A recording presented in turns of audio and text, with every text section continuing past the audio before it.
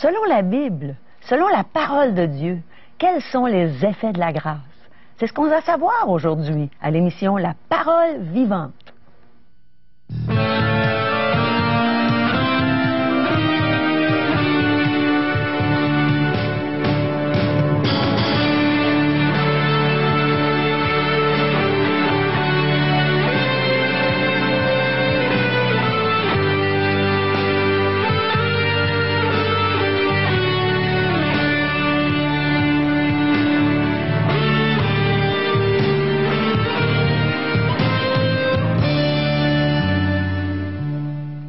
Bonjour fidèles téléspectateurs, c'est une joie pour nous d'être encore avec vous aujourd'hui pour partager la grâce de Dieu. N'est-ce pas merveilleux? Aujourd'hui, on va entendre un témoignage justement d'une personne qui a été touchée par la grâce de Dieu, qui a reçu cette grâce. Notre ami Régent va encore nous parler, nous partager dans la parole de Dieu concernant cette grâce merveilleuse. Et je vais avoir le plaisir de vous chanter une chanson qui s'appelle « Un cadeau du ciel ». Un cadeau qu'on ne mérite pas, une grâce de Dieu. Alors, restez avec nous et je vous invite toujours à nous contacter parce qu'on veut connaître vos idées, on veut savoir ce que vous pensez, on veut recevoir vos questions. Vous savez, on va les utiliser. On va les utiliser des fois pour démarrer notre émission, pour avoir des bons sujets, les sujets qui vous intéressent. Alors, contactez-nous à 1-877-L'Espoir, 1-877-537-7647 ou venez vous nous visiter sur notre site web, c'est espoir.ca. Alors, n'hésitez pas à nous contacter, on attend de vos nouvelles. Et on se rappelle la petite question du début. Régent, bonjour. Bonjour, Caro. Est-ce que tu as la réponse à notre question, Régent? J'ai la réponse qui va être tirée directement du livre des livres, la Bible. Dieu répond. Que fait cette grâce? Elle est prête à nous remplir de toutes sortes de bienfaits venant du ciel même, venant de Dieu lui-même. Une petite illustration. Oui. J'ai avec moi un gant. Oh là là. Gant d'un ouvrier. Alors, ce gant-là, pour qu'il soit fonctionnel, pour qu'il puisse bien remplir sa fonction, il faut qu'il soit rempli. Alors, imaginez, là, c'est la main d'un ouvrier qui rentre dans ce gant-là, avec le marteau, l'aiguille. Emmenez-en, des projets, il va en faire. Il est habile. Il rentre dans ce gant la main d'un pâtissier. Alors, emmenez de la farine, emmenez de l'eau, puis on va faire du pain, de la pâtisserie. Des tartes. Ah! Pourquoi? L'habilité. Alors, imaginez que ce gant, c'est chacun d'entre nous. Et Dieu veut y placer sa présence. C'est ça la grâce, c'est la présence de Dieu dans une vie. Il rentre, il ne veut pas juste remplir le pouce. Le pouce, ça pourrait être son salut accompli pour nous à la croix. Et lorsque nous plaçons notre confiance en Jésus, nous obtenons ce salut. Mais il veut aussi remplir tous les autres doigts de ce gant. Alors les autres doigts, ça peut être un bonheur, une joie de pouvoir le connaître et d'expérimenter sa présence. Ça peut être également le pardon de tous nos péchés jour après jour. Il y a une réserve sans fond. La grâce de Dieu nous pardonne de tout péché. Et également de pouvoir bénéficier d'être son enfant, l'assurance d'avoir une place au ciel avec lui. Alors, c'est un gant bien rempli, une vie bien remplie de la présence de Dieu. Alors voilà ce que la grâce veut faire et veut accomplir dans chacun d'entre nous. Pour cela, c'est le moyen de la foi. On s'accapare de ces choses-là que Dieu met à notre portée et on en bénéficie pleinement. On va en donner plus de détails dans les prochaines minutes. Quelle efficacité lorsqu'on est rempli de la grâce de Dieu. On se retrouve tout de suite. Parole vivante vous invite à participer à l'un des nombreux merveilleux déjeuners de l'espoir. Ces déjeuners ont lieu dans plusieurs restaurants réputés de la région et vous sont offerts gratuitement. Venez entendre le témoignage d'une vie transformée par la puissance de Dieu. Pour connaître les détails concernant l'endroit, la date et l'heure pour votre région, composez le 1-877-537-7647 ou notre site web www.espoir.ca.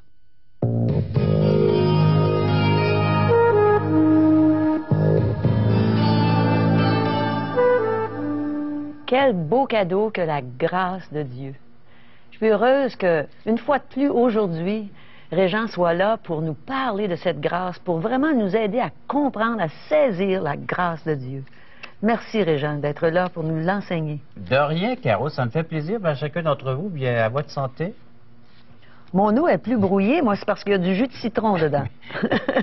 pour vous dire que ça fait du bien de boire une eau limpide, claire.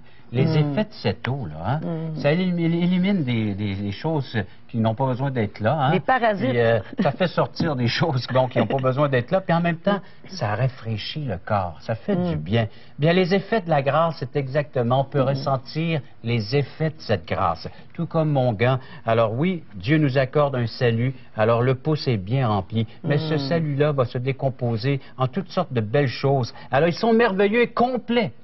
Au point qu'on peut dire de la grâce qu'elle est le Seigneur lui-même agissant dans nos vies. C'est la présence de Jésus dans notre vie. Elle nous apporte tout d'abord un plein pardon. On peut lire ça dans Romains, chapitre 5, versets 20 et 21. Or, la loi est intervenue pour que l'offense abonde. C'est-à-dire, les 10 commandements me disent, regarde Régent, t'as péché, t'as failli, t'as manqué. T'es coupable.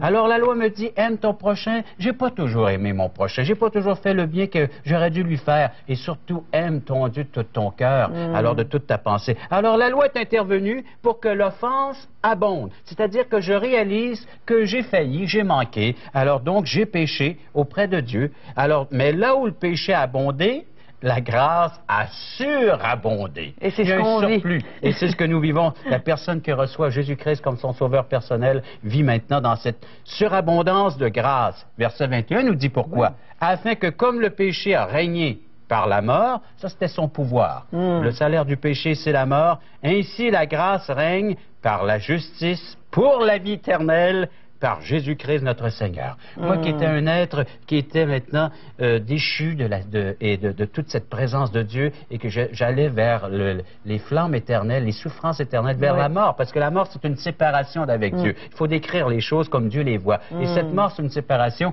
mais la grâce vient rétablir ce contact, cette communion par Jésus-Christ et me donne la vie éternelle, une vie sans fin. C'est comblé, c'est plein, la surabondance. Alors par Jésus-Christ notre Seigneur, alors donc, il nous a rendus à la vie avec lui, avec le Christ, en nous faisant grâce pour toutes nos offenses. Tout ce que nous étions coupables devant lui, s'est effacé. Colossiens chapitre 2, je vais lire ce texte également, Colossiens 2 et verset 13. Vous qui étiez morts par vos offenses, donc séparés de Dieu, et par l'incirconcision de votre chair, il vous a rendus à la vie avec lui en nous faisant grâce pour toutes nos offenses. Le texte nous dit, entier. En entier. Alors, c'est pas juste une partie. Toutes mes offenses sont couvertes par le sacrifice de Jésus-Christ. Alors donc, maintenant, je peux vivre librement, étant circoncis de cette chair qui m'accablait, cette puissance que Satan pouvait avoir avec les ténèbres et le péché sur moi. Ça a été circoncis, coupé. Et maintenant, je peux bénéficier d'une libre entrée auprès de Dieu par le sacrifice qui est accompli. C'est l'espérance de tout véritable chrétien. L'espérance, maintenant, véritable et éternelle, une consolation que seule cette grâce, que seul Dieu peut nous accorder. Une bonne espérance, je pense. Oui, elle nous apporte plus que cela même. Oui, est-ce qu'une personne peut être heureuse chaque jour quand elle possède cette grâce? Si vraiment elle bénéficie de la grâce que Dieu met à sa portée, c'est une grâce qui se renouvelle au jour le jour. Je ne peux pas vivre avec la grâce d'hier. Alors, et j'essaie de ne pas vivre avec celle de demain. Demain, elle sera là, mais aujourd'hui. Bénéficier de la présence de Dieu dans le quotidien, dans le domaine d'aujourd'hui. Alors, le bonheur et la grâce, elles sont disponibles quotidiennement. Il y a un psaume, le psaume 23, plusieurs le citent par cœur, le psaume du bon berger. Et j'espère que Jésus est devenu le bon berger. Tu es devenu une de ses brebis et tu prends part de ses bons soins. Tu bénéficies de ses bons soins. Le bonheur et la grâce m'accompagneront tous les jours de ma vie. Tous les jours, Caro, tous les jours de ma vie. Est-ce que j'y crois? Est-ce que je crois que présentement, nous bénéficions de la grâce de Dieu? Je l'espère. Est-ce que, chers téléspectateurs, vous croyez que la grâce est chez vous présentement, là où vous vous trouvez? La voyez-vous? Ça me fait penser, en région, on fait le tour du Québec, nous, justement, pour présenter cette grâce dans les camps de l'espoir, les déjeuners de l'espoir. Et c'est justement, on a la joie de voir des personnes recevoir la grâce de Dieu quand on les appelle au salut par Jésus-Christ.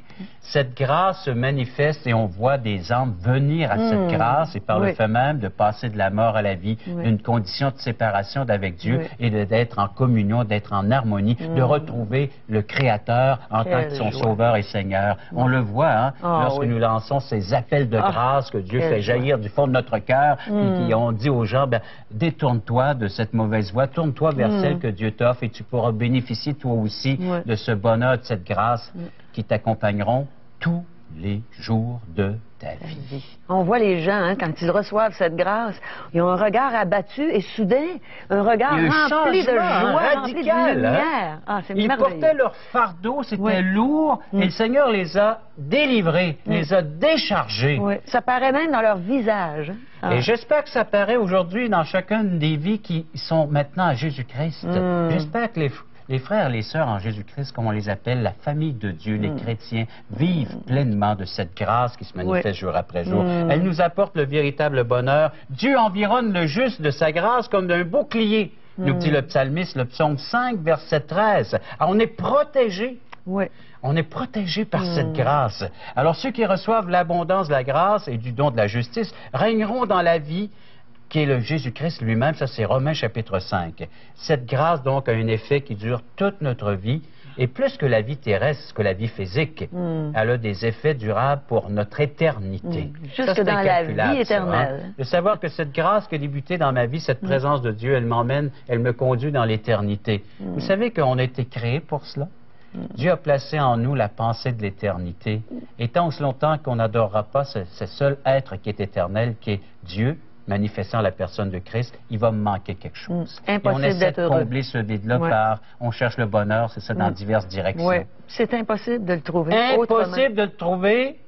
Si on veut qu'on vraiment soit rempli, comme le gant, il faut que la personne de Jésus-Christ habite dans cette vie. Il va remplir pleine. Alors, de tels bienfaits sont si nombreux que le croyant ne saurait rien désirer de plus. Il est comblé. Alors, il y a un être comblé et complet. Ça, c'est le véritable chrétien, disciple de Christ. C'est pourquoi que le souhait apostolique qu'on lit dans plusieurs lettres, on dit quoi? Que la grâce soit avec vous. L'apôtre Paul utilise souvent à la fin de ses lettres. Il va écrire, il va exhorter les croyants, puis il va dire quoi à la fin de ses lettres? Que la grâce soit avec vous. Que la grâce vous accompagne. Il savait, hein? Qu'est-ce qu'il disait? J'aime ça quand quelqu'un me dit ça. Ah oui? Oui, je trouve que ça fait Caro, que la grâce bel effet. de Dieu t'accompagne. Merci, Régent, et qu'elle t'accompagne, toi aussi. Merci, puis on espère que les téléspectateurs vont en bénéficier de cette grâce. Elle sort, là. Pas seulement conduite par tout ce qu'il peut y avoir comme médium, ici, comme pour aller exprimer notre joie dans les téléviseurs des gens, mais que cette grâce soit communicante, que les gens reçoivent au-delà de ce qu'ils peuvent percevoir de l'image et des sons que nous émettons par notre bouche, mais qu'ils reçoivent vraiment ce que Dieu leur offre présentement, ce qui descend du ciel présentement. Une grâce. Il dit, demandez, vous recevrez. Mes amis, demandez cette grâce, vous allez la recevoir. Eh bien, ce souhait apostolique se trouve plus de 31 fois dans les Épîtres, et même dans l'Apocalypse, qui est le dernier livre de la Bible. Elle nous apporte un message d'espoir aussi. On retrouve ça dans le livre des Actes. Alors, si vous avez un livre à lire prochainement, lisez donc le livre des Actes, l'acte des apôtres, l'acte du Saint-Esprit, ce que le Christ a pu faire à travers des êtres comme toi et moi, des êtres qui n'avaient aucune force, qui sont devenus maintenant des témoins de Jésus-Christ. Une puissance les a envahis, une ténacité également à passer à travers des épreuves, des difficultés de la vie. Alors, le vrai, véritable espoir, un message évangélique, c'est le témoignage que le Seigneur et les siens rendent à la parole de sa grâce. Et on est exhorté dans le livre des Actes à nous attacher à cette grâce. Liez-vous à cette grâce. Alors donc, vous avez vu la grâce de Dieu? C'est ce que les apôtres ont pu dire. On a vu la grâce de Dieu se manifester et rester attachés à cette grâce. Ceux qui partent en mission et qui œuvrent pour Dieu sont recommandés à cette grâce, toujours dans le livre des Actes.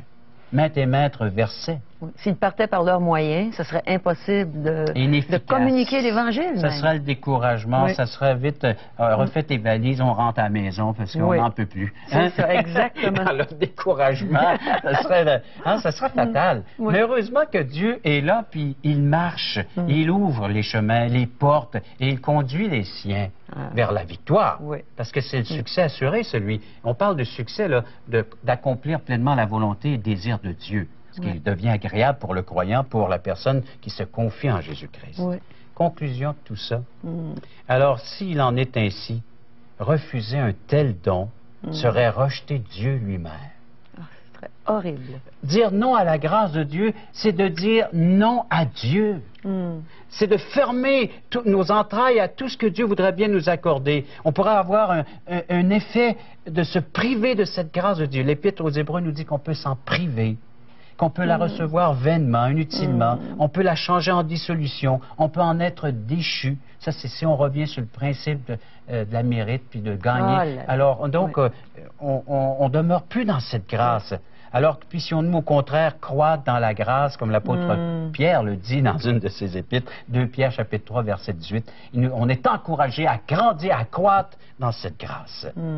Être rempli à un tel point de Dieu, alors que nous puissions dire toujours et entendre cette phrase du ciel que le Seigneur a citée lui-même à son serviteur, Paul, « Ma grâce te suffit. » C'est merveilleux. Une vie comblée par la présence de Dieu. Ainsi, il aura atteint son but, et nous aussi, nous pourrons atteindre notre but, le même objectif commun, Dieu et son disciple et son enfant. Alors, de pouvoir démontrer dans les siècles à venir l'infinie richesse de sa grâce par sa bonté envers nous, en Jésus-Christ, son Fils bien-aimé. Sa bonté envers nous, Régent. C'est-tu merveilleux? Seigneur a donné sa bonté, il l'a envoyé, par bonté, il a envoyé son Fils unique, afin que quiconque croit en lui ne périsse pas, mais qu'il ait la vie éternelle. C'est ce que je vais vous dire dans mon prochain chant. Et que vous puissiez écouter les paroles et vous les approprier et recevoir cette grâce que Dieu va vous offrir à travers ce chant. Il dit justement que c'est par grâce qu'on est sauvé par le moyen de la foi, et cela ne vient pas de nous, c'est le don de Dieu. Ce n'est point par les œuvres afin que personne ne se glorifie. N'essayez pas de vous sauver par vos œuvres, vous travaillez en vain. Régent nous le dit depuis plusieurs émissions, ça nous prend uniquement la grâce de Dieu. Et c'est cette grâce que je vous souhaite à tous, parce qu'on vous aime, chers téléspectateurs. Alors écoutez bien mon chant qui est un cadeau du ciel.